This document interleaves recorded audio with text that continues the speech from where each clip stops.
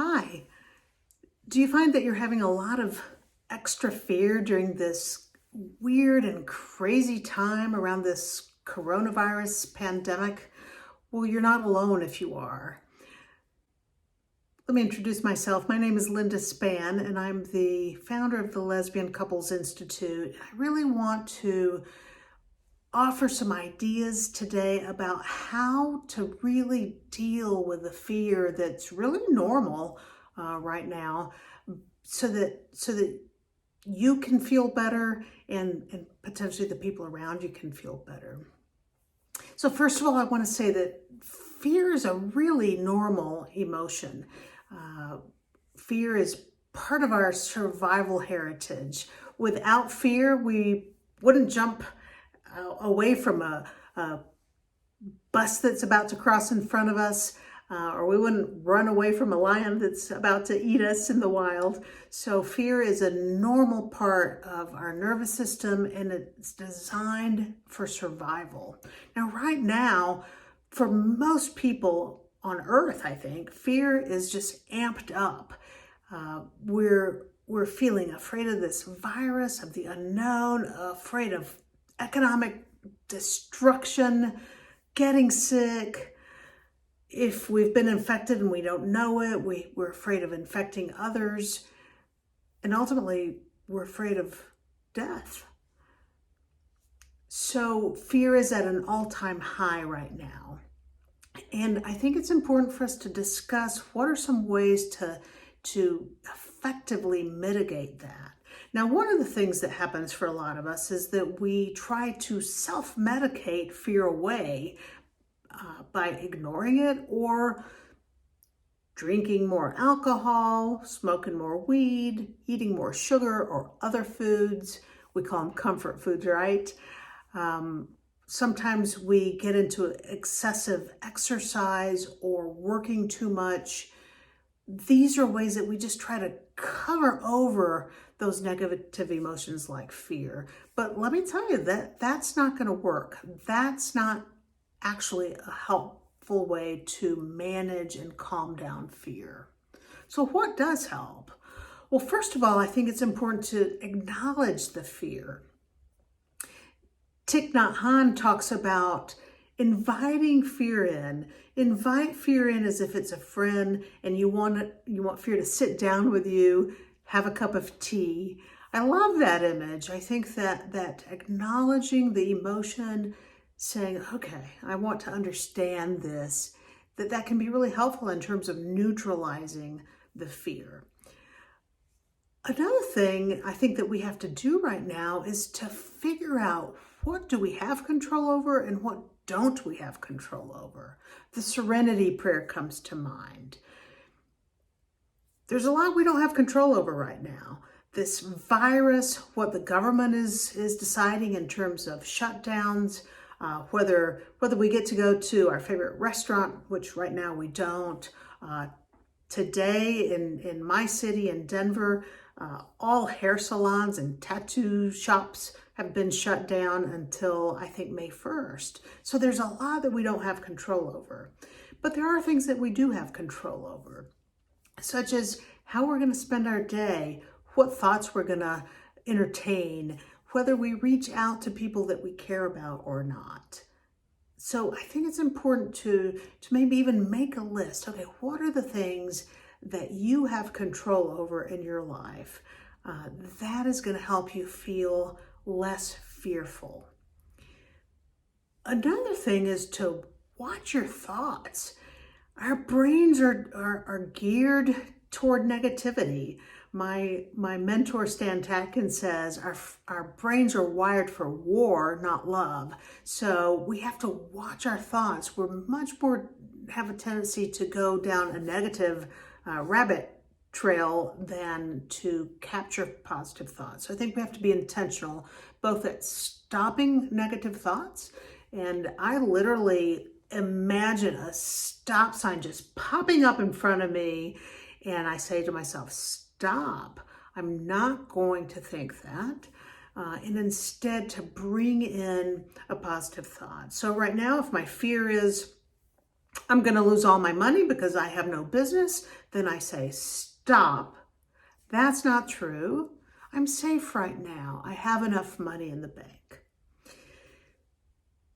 Amplify positive things. Another way to amplify positive thoughts is through gratitude. So you can make a list every day of 5 things that you're grateful for and share it with somebody. Another really powerful thing you can do for your relationship is to share a gratitude specifically to your partner. Let her know something that you're so grateful for that she's either done or said today, and let her know what you're grateful for. That way you both get to benefit from positive thoughts. That's called co-regulation. You regulate your own fear and you help regulate hers. A really powerful way to calm down fear in our nervous system is through loving touch and through eye gazing. And you've probably heard me talk about this before, but hugs. Give your partner a long hug. Make sure your tummies are touching because we have serotonin receptors in our guts. And so when your tummies touch, your bellies touch, you get to activate that happy hormone and you get a little extra burst of serotonin in your body and in your brain. So again, it's a co-regulation through hugs. You calm yourself down and your partner gets to relax too. Let her know you want to do this and explain why, and enjoy lots of hugs during this time. The second thing is eye gazing. Meet eyes, linger in each other's gaze. This has a way of signaling to your nervous system that you're safe. Animals don't lock gaze with predators. They only land in the gaze of their mommies or other safe animals that they know that they're safe with. So eye gazing, it calms down our nervous system because it sends the signal to our brain that we're safe. So spend time in your honey's gaze and it will help both of you.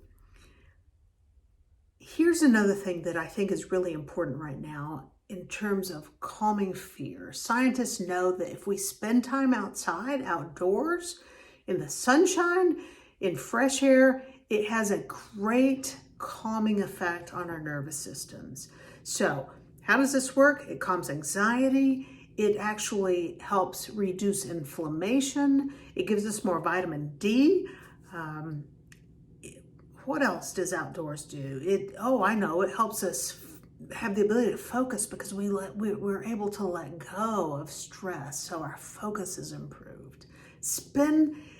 Try to spend at least 2 hours cumulative over the course of a week, and it'll help lower your fear. I went on a walk today with my partner. And even though it was really cold here in Colorado and there's snow on the ground, we walked for about an hour. And I can tell you that I felt so much more relaxed when I got home. I had actually been feeling fear. I woke up fearful today, and that walk just melted the fear away. Another helpful thing for fear is to create what I call a safe place. So a safe place can be an actual place, like it could be a corner of your living room where you snuggle on your favorite chair, or a couch with a blanket and a soft pillow and a good book or a hot cup of tea. Where you go there, you just are able to relax and feel safe. But if your house is chaotic right now, or there's not that place where you can be alone and feel safe, then you may have to create a safe place in your imagination. And that works. Our brains are such that if we can imagine it, it has the same neurological effect. My safe place is the beach, so I can't very well go to the beach in my house. What I do is I take about 5 minutes to just relax, take some deep breaths, close my eyes, and imagine being on the beach. I I imagine the sounds of the seagulls and of the waves coming in and out. I imagine smelling the salty air. And as I do that, I can just feel my body relaxing. So I encourage you to come up with a safe place, even if it's imagined, and go there every day, maybe twice a day, during this really stressful, crazy time we're living in. I promise it'll help you. Another thing that really helps with fear is to get outside of ourselves, to get out of our own worry and thinking. And a really good way to do that is to find somebody to help. Now, I'm not proposing that you put yourself in danger or risk getting infected or infecting anybody else. So you use your smarts about this, but you can find a way to help somebody, even if it's virtually, or by sending a nice card, or by offering to pick up groceries for somebody maybe that can't get out, and just leaving them on their porch. Do something that helps somebody else. That's going to help you feel better. Now, you might find that your fear is turning into anxiety. It may also be turning into some conflict in your relationship. Stress and fear can turn into irritability and grumpiness and more arguments in relationships. In fact, I read today that the divorce rate has suddenly spiked during the last few weeks because of all of this stress that we're under, is what I'm guessing. So if you're finding that the stress is too much and it's having a negative impact either on your life or your relationship, I want you to know that there's online coaching available here right through our services at the Lesbian Couples Institute. We would be delighted to meet with you online and help you. So if you could use the help of a neutral expert that's really good at knowing how to help you with relationship problems or anxiety or depression, please reach out to us. You can follow the link to our contact and just share a little bit about what's going on and your phone number, and we'll reach back out to you and get that set up ASAP. So you don't have to go through this alone. We are here to help. Thanks for listening. Take good care of yourself and your partner. And again, reach out if we can help you. Thanks so much.